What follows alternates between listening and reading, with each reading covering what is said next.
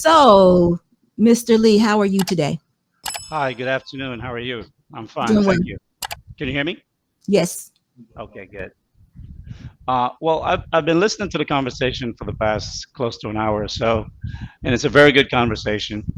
I would have just preferred to stay in the chat, but then I saw the conversation was getting very interesting, and I thought maybe I can add some perspective as well. Uh, the comment that you did read out that I typed initially, I typed it wrong because I omitted the word not. In terms of the manosphere space, the manosphere space is a space for men first. That's number one thing. Now, over the past year or so since Kevin had blew up, the women, both black, white, or otherwise, are started to pay attention more to the spaces where men are having these conversations. But this is a man's space first. And women who come into the space come in at our blessing, and they're not here to rewrite the codes of what red pill is, blue pill is, or any other pill, or the context of the manosphere space. I think what Sir Hell Speak said earlier, with regard to you'll be able to tell by the responses you get in the chat and how you're received by other content creators, is spot on. Because yes, we want women coming into the space. We want women who can advocate on behalf of men in this space, and that they identify with some of the things that we are experiencing and have been experiencing.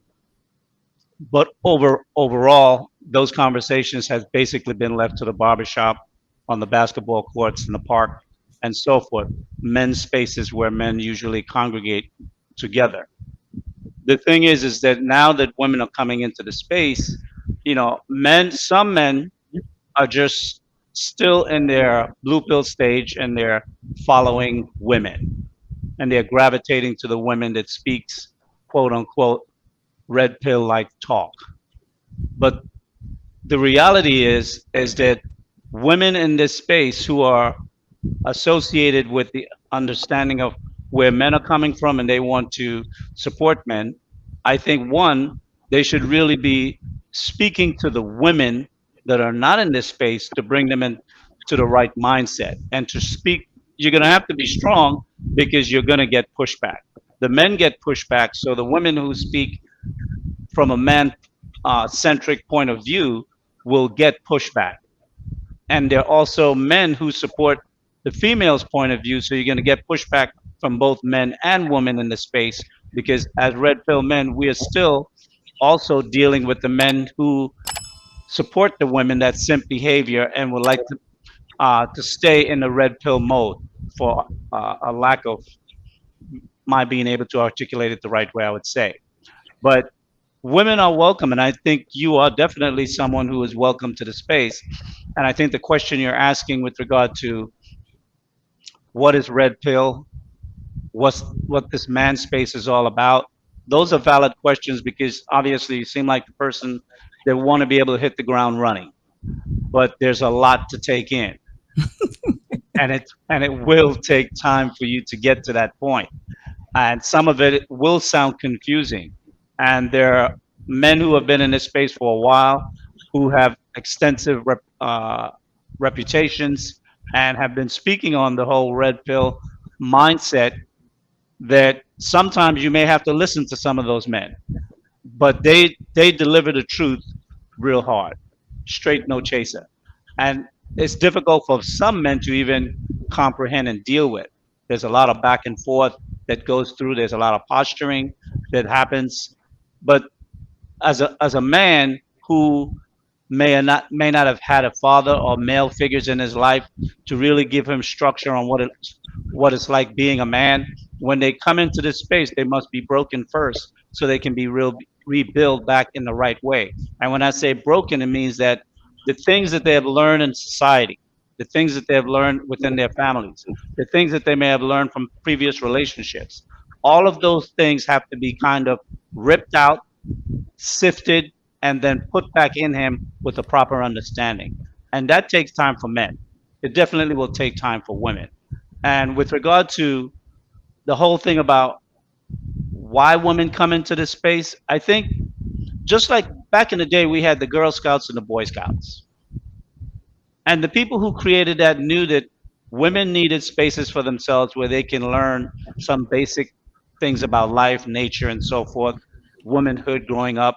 That was, I guess, the American way of a young boy transitioning to manhood, and it was also a place where young girls can transition into girlhood, womanhood. But over time, through feminism, they say no, men should not have a space. Wherever men are, women want to push themselves into the room. And we know as men, it's like you move a woman into your house, within days, if not weeks, she's going to start rearranging the furniture, taking things, moving it, Different house. hide it, hiding it in the closet, put it in the garage.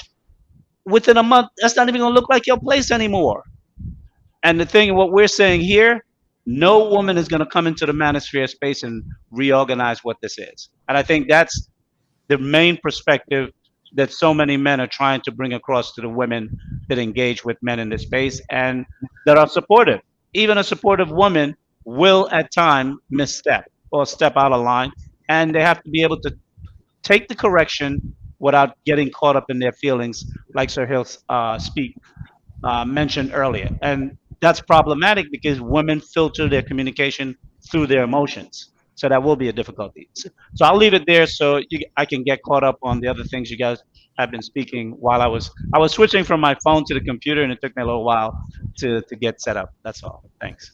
Well, thank you so much for that clarity. That helps a lot. I just, when you don't know, you don't know, and you want to always be in a place where that you feel received. I do anyway. I don't want to be anywhere that I'm not received.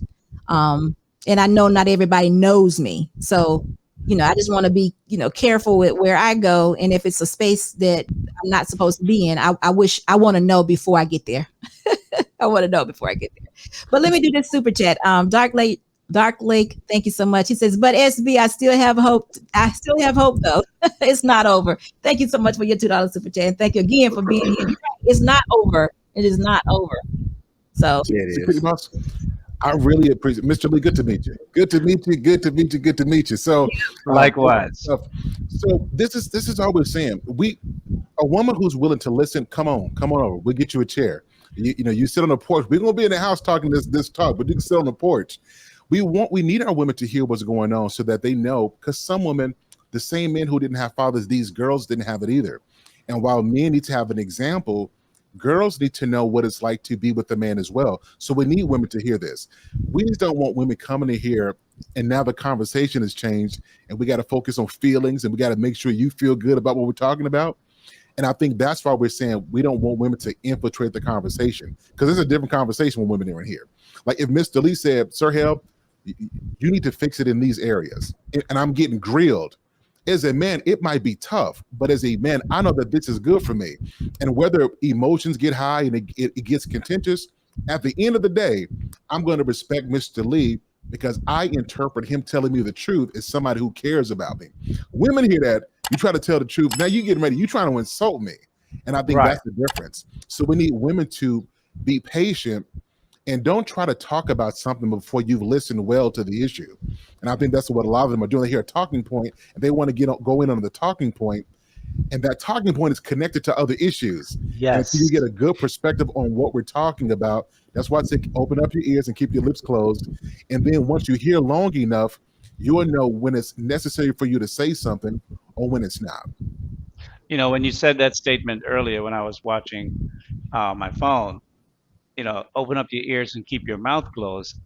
I could just see women's faces and their cringe from hearing that. That's all. That sounds like 50 to 100 years ago. You know, that stay silent and barefoot and pregnant and that type of ideology or men talk. But really, what it is that I think women and men have really diverged from one another. Men have maintained the traditional structures of life and society because we don't have the luxury of being wrong and treated like we're right. Women, on the other hand, have that luxury that they can make any mistake and there's no consequences. And in this space, when women misstep, we make them aware of the consequences of their mistake or misstep, whether intentional or by negligence. Because we as men don't have the luxury to be able to do something accidental that we didn't know and still walk away with no punishment. That don't happen to us. Many times we get accused of things that we didn't even do. Like Mm. earlier today, I was listening to another YouTube channel, and they were talking about how in several states, they listed about almost 10 states, they're passing laws where if a woman willingly or even your girlfriend get into a relationship with you and she gets pregnant, she can now sue you automatically for unintended pregnancy. That's one thing. The other thing is the a man now will have to start paying child support from the time a woman is pregnant within the first 30 days Whoa. without knowing whether that child is his or not. And even worse, that he can the man can only get a DNA test to find out if that child is his if the woman agrees. Mm. What kind of message is this that the law is sending men when it comes to men and women trying to come together in relationships? That's pushing men away because they're saying, for me, that's dangerous. For a bum, it don't make no difference because he ain't gonna pay child support. You can sue him Facts. all you want to. You ain't getting nothing from him. But the men who want to be successful in life, who are laying a foundation to build and to be able to have a wife and have a family, those men are under attack. And in this space, we focus on building men up.